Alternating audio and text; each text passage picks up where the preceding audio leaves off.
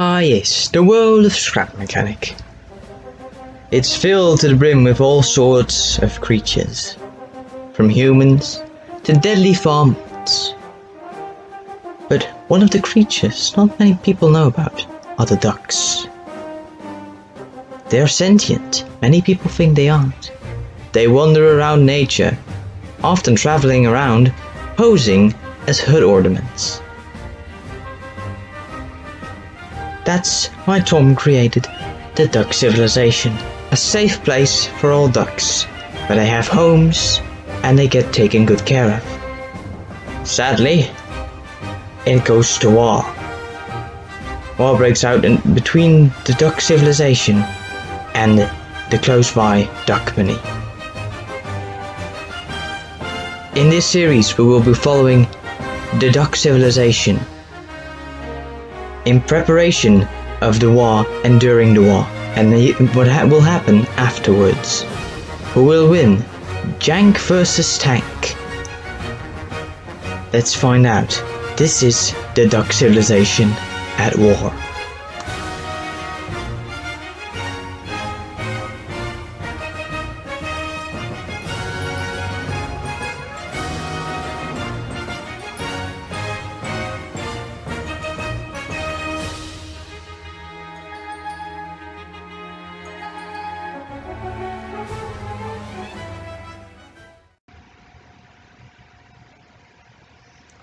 Episode 1. The History of Scrap Mechanic Tanks.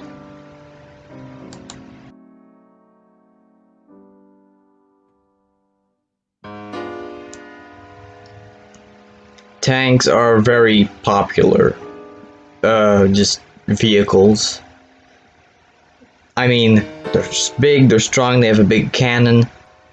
They're pretty swell, as you could say. So, of course, in any world where you can create stuff, it makes sense that tanks would have come to fruition at one point. Early Scrap Mechanic tanks didn't have any guns. They would just have pipes for barrels. They were just for driving around. Maybe some people could come up with a system, but that's about it.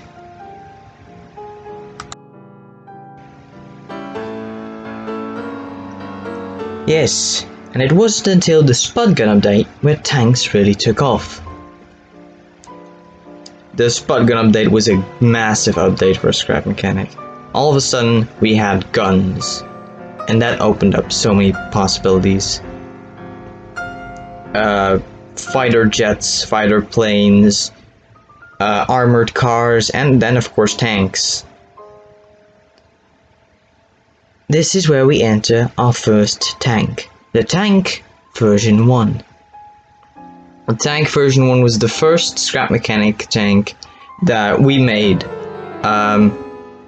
It was completely out of cardboard and it was not the best. There was actually one armored vehicle which preceded it, but that one has been lost to time. Yes. It was all we know is that it was this cardboard box structure. There is archive footage of it being shown in action. It was a battle between me and Jordy. For the people who don't know, Jordy is the leader of the duckmany army. He is the enemy of this war. And we ended up winning. Although even if we look back at the archive footage, it's kind of more of a draw. But yeah. Back to the Tank version 1. Since its original debut, it's gotten a lot of upgrades. It had a singular Spud gun and a turret that could only turn in one direction, meaning that if the enemy was on the wrong side, you'd have to go all the way around. It was not the ideal battling vehicle. I don't think we have done many battles with it, like at all, but it's not really that good. It's slow, it's hard to maneuver, it doesn't have tank steering.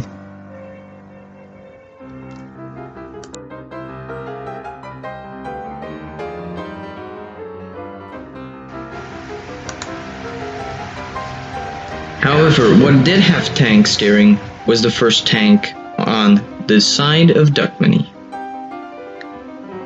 Yes, in the duel between Tom and Geordie, Geordie used a sort of armoured car.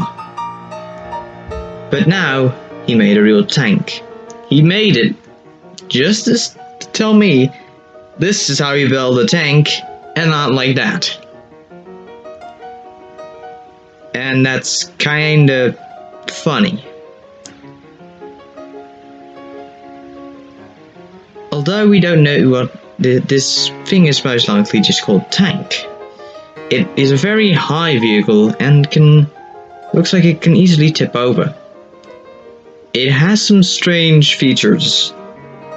For example, it uses all gas engines. It actually has tank steering, but a less advanced way, just with 2 buttons. Similar to a creation I made, the basket mobile.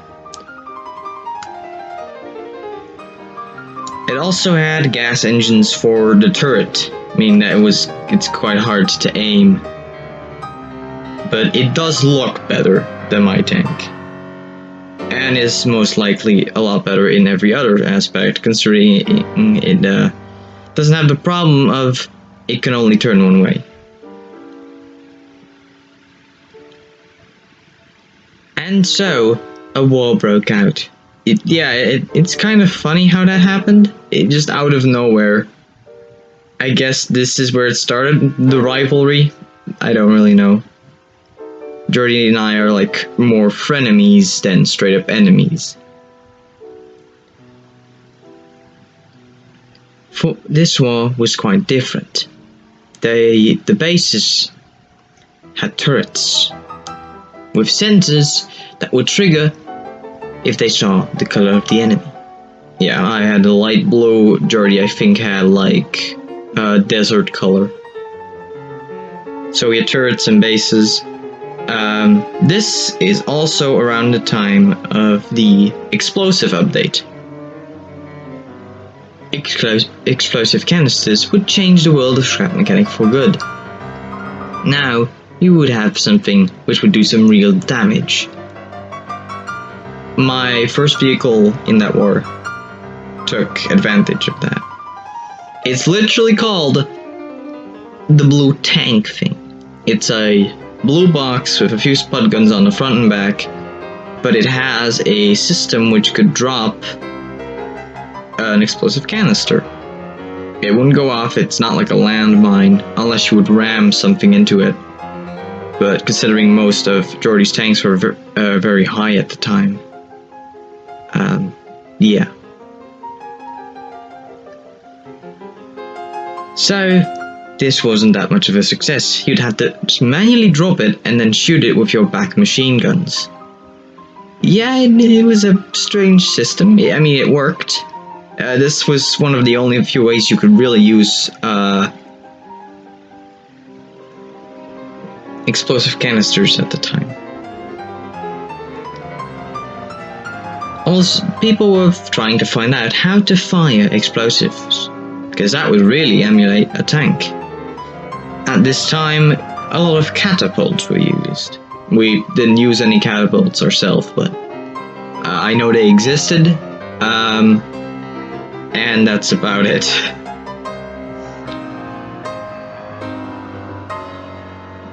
So often, since the dropping mechanism wasn't that useful, we would just drive it as close to Geordie's base as possible and blow it up and hope we would take something with us, which wouldn't really work all too well considering the explosive was in the back. With this being sort of a failure, the next vehicle would fix that. I made a suicide vehicle. I'm serious. I think it's called the bomb car. It's for that same war, and it just has some guns on the front, and for the rest there's, you press the button and you just go boom. This war didn't really go anywhere though, so the tie wasn't broken. That was correct. The war quickly came to a standstill with no real winners.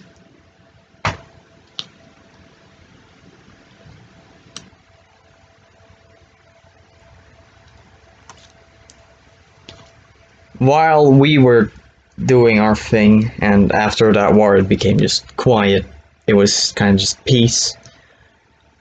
Then all of a sudden, a revolutionizing thing was made. A proper way to shoot explosive canisters without mounting an entire catapult onto your tank. I wonder if people actually did that. We could only wonder, Tom. But we know one thing for certain, none of us did. With a simple system which would only require a controller, a bearing, some spud guns, cardboard, and of course your ammunition, you could make a quick and simple explosive launcher. And it quickly became very used. Many people used this. This was a new way to battle in tanks. You'd slap one of these bad boys onto your tank and you would be ready to go. However, we didn't use them, not yet anyway. Yes, Duckmany was the first to jump onto the explosive canister trend. Yeah, a lot of revolutions were made in this time. Not only the spud gun launch, the explosive canister launcher, but also the tank steering mechanism, which also Duckmany used first on, I think it was the Duck of Freedom. The Duck of Freedom is a small cardboard tank, and it was the first to use tank steering, using a simple system which is exposed on the side. Yeah, it's also made out of cardboard, making it not very powerful, but then again, it just has a spud gun. However, the next few tanks would change that. All of a sudden, like, Jordy went on a spree of making tanks. There are so many tanks from Duckmany during this time, too many to mention. One of the most popular ones, and probably most well known, is the Dread Ducky. It is a huge metal tank, completely made of metal. Older tanks, like I think it was just called the Duck Tank Destroyer or something like that, used a mix of cardboard and metal, but this one was just pure metal. And also, around this time, I realized I better start making stuff. Actually, it was Jordy who pushed me to make the first tank. That is correct. In a competition Jordy held of making tanks, Tom built his first tank. There were 3 participants. Jordy, who made the Duck of Fear, Stein, who really made something which looked like mobile artillery, and this isn't really important, because he's not taking part in the war. And finally Tom. What would he make? What would he make to save the Duck Civilization from all dangers? Well, at this point the Duck Civilization wasn't a thing yet. At least I don't think it was. I could be wrong. Yeah, the Duck Civilization didn't exist. And I already knew this from the start. I really didn't want to go in there because I kind of knew I wouldn't be able to build a tank like Jordy. So I didn't even try. This is an old sketch that Tom sent to Jordy to basically tell him, well, this is how it's gonna turn out. And maybe that drawing inspired me to make that a reality, because the Jank Tank is exactly what that is. The Jank Tank is... well, I'll just let Tom explain it. The aesthetic I was going for was basically a tank that got destroyed and then got rebuilt. And then it got destroyed again. And this cycle continues until you have the Jank Tank. Which isn't really a tank because it doesn't have tank steering. The only tankish thing that it has is a explosive launcher. Besides it being made mostly of metal and having a 6 Spud gun, it isn't very much tank. You could consider it more an armored car. It didn't do very good in the battle. The Jank Tank really wasn't much of a success, but it was enough of one for Tom to keep using it to this very day. I absolutely love the thing. It's completely ridiculous and very much bad. But one thing I do know is that I know how to use it properly, because it has been in multiple battles. One has been against the Mouse. The Mouse was a super heavy tank made in World War II. It was supposed to be a bunker on wheels, but this never came to fruition. There were only 2 prototypes made, but Jordy gave it a life. Yeah, he made that thing. He made 2 versions. A absolutely huge and ridiculous one, and then a smaller one. The Jank Tank battled with the smaller one and surprisingly won, mostly because it was able to outmaneuver it. The Mouse was also the first tank in Scrap Mechanic to have multiple crew members. Well,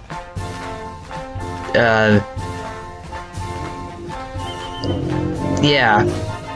The smaller version, of course, had less crew.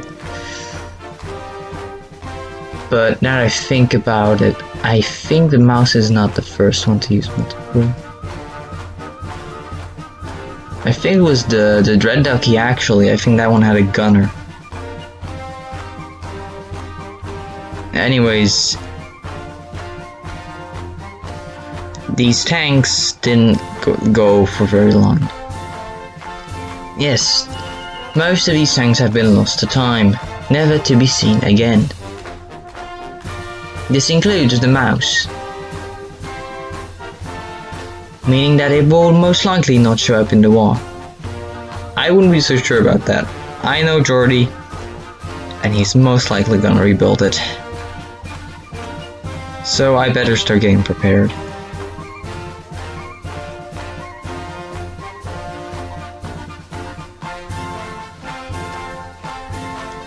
But before any other major tank developments were made, the age of miniature came. People loved making miniature vehicles, from cars to trains, and tanks also exist.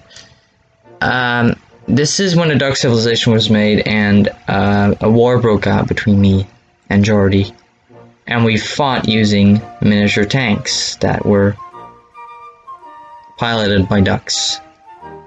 We ended up winning. We had also special units, which only we could use. Jordy had the Mouse, which we ended up actually capturing one at the end of the war. And we had the miniature mini armored car, also known as Fetus.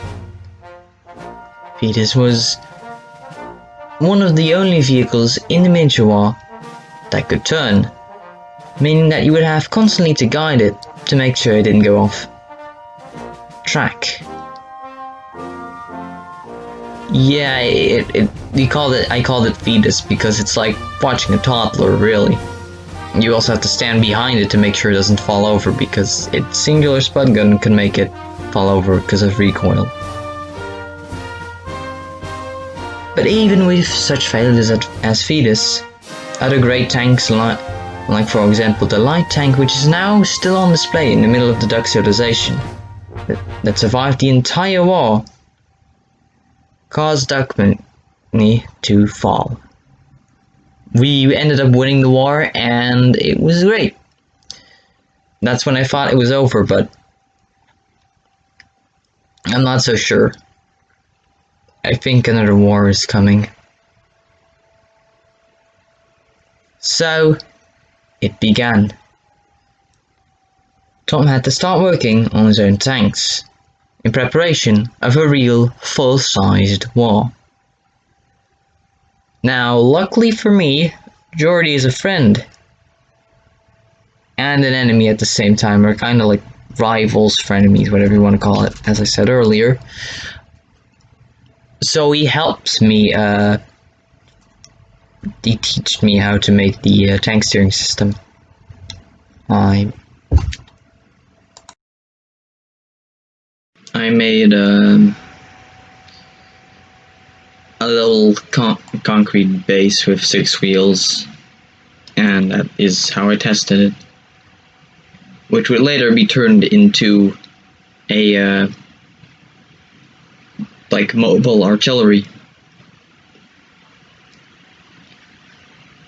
So, with all the knowledge that he needed, it was time for Tom to make a real tank. Yes. That evening before he left, he said, "Tom, I want you to make a full-sized normal tank."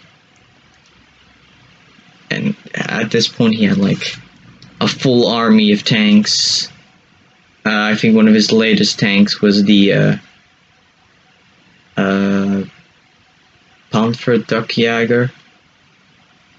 Okay, I could be wrong. So I had to get a good tank.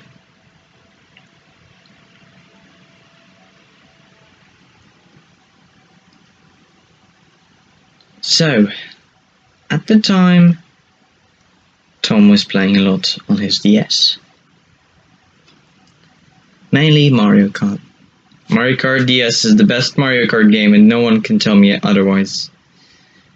And in that game there is a tank cart called the Dry Bomber. Of course, it's a cart, so it's very small, but I fixed that and scaled it up and made it a full-sized tank.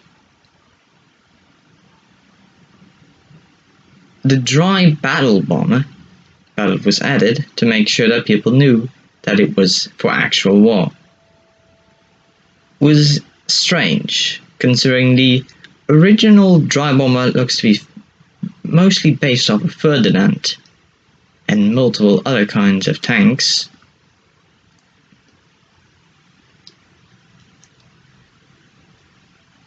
It actually has a turnable turret.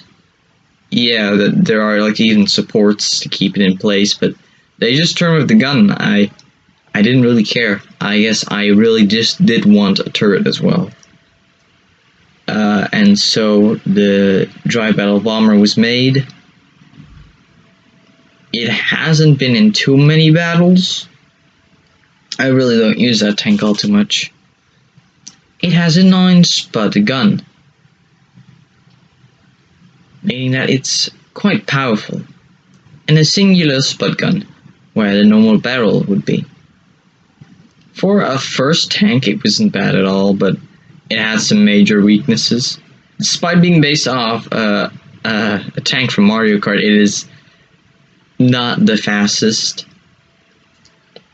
It also is very heavy, and it has trouble turning its turret. and there's just, it's kind of bad. Its biggest failure is maybe its open turret, allowing easy access to many important features. You can just, like, a mortar, for example, could just shoot up and land an explosive right in the turret, and it would knock out most of its systems. Because in the turret, and in the back in general, we have almost everything. We have the thrusters, which help turn the turret. We have the engines for not only just driving, but also for turret turning. The thrusters only help. We of course also have the driver's seat and buttons for shooting and aiming. So basically, if you hit it in the back, it's dead. It's like almost everything is gone. But that didn't last forever. Ever since then, Tom has started making more and more tanks, building up his arsenal to fight against Geordies. At this point, I think I have more tanks than him, more tank versions. But then again, I do have some failures in there, obviously. Not all tanks are perfect, and some are just straight up failures. This goes for any army has like a tank which was a massive failure and didn't do good, do as good as they wanted. But I'll try and still find a use for them, because else it's just kind of a waste of time and materials. What the future beholds can only be seen.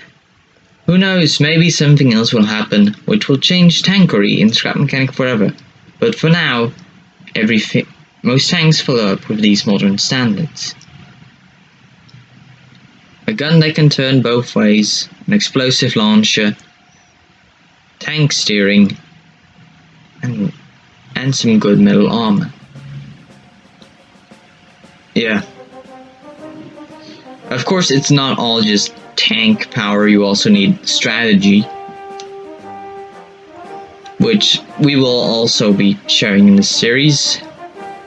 Of course, I'll come up with strategy plans myself, and then after we've done them, we'll show them to the world and see if they worked or failed, because else the enemy might find out what we're doing. Yes, and we have no way to know what the enemy will be doing. Actually, I've heard that their plans are just gonna be public for everyone to see in some kind of like logbook. I don't know, I haven't found it yet, so no idea what they're talking about. But yeah, I'm sure as hell gonna hope that I win this war. Although I do know that Geordie is gonna be a challenge. But I think I will be able to do it. And on that note, this ends the first episode of the Duck Civilization at War. Thank you for watching. Next time, we will be focusing on all the tanks that we didn't cover in this video. We'll be focusing on enemy tanks and tanks of our own.